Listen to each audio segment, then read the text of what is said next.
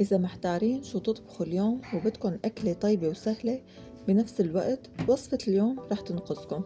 شيش طاووق مع رز بطعم بتشهي، طري ومزبوط من أول مرة مثل المطاعم ويمكن أطيب. رح فرجيكم خطوة بخطوة سر التتبيلة الصح وكيف نخلي الدجاج يطلع طري.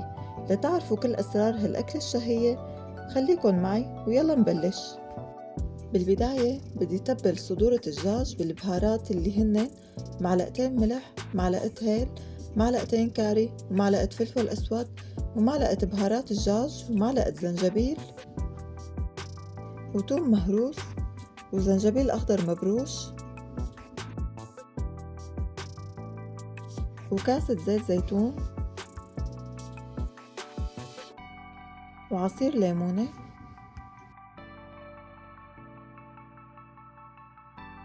وصويا صوص. وطبعا هاد اختياري بس أنا بفضل إنه نضيفه لأنه بيعطي كتير نكهة طيبة لتتبيلة الدجاج. وآخر شي نضيف الخردل، وبحركهم مع بعض كتير منيح لحتى يتجانسوا المكونات كلها مع بعضها.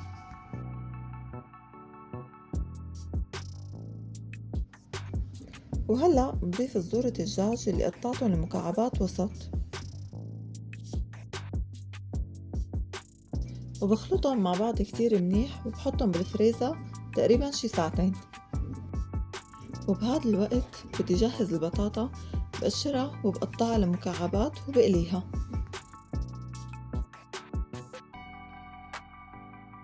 وهلأ بعد ما طلعت الدجاج من الفريزر ريحته بتاخد العقل وبتفتح النفس.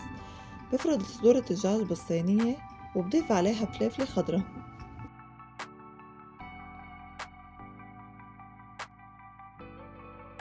بخلطهم مع بعض كتير منيح،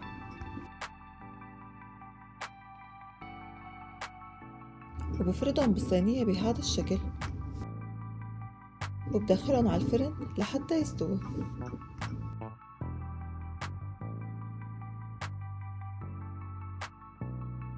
وهيك بعد ما طلعتها من الفرن ريحتها بتاخد العقل.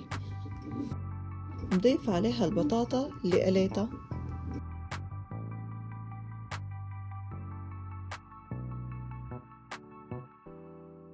ودرة، وفطر،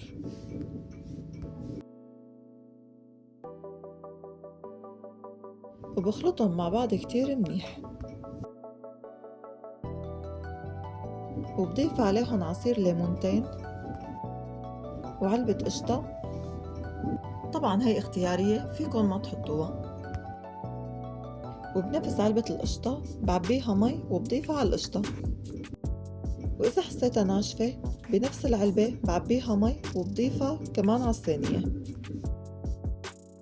أنا حسيتها لسه شوي ناشفة ضفتلها لسه شوية مي، وبخليهم على الغاز لحتى يغلوا شوي. وهيك صارت جاهزة. بنصحكن كتير إنه تجربوها لأنه فعلا كتير كتير طيبة. ومثل العادة حبايبي، إذا عجبتكم الوصفة اشتركوا بالقناة وحطوا لايك وفعلوا زر الجرس. سلام.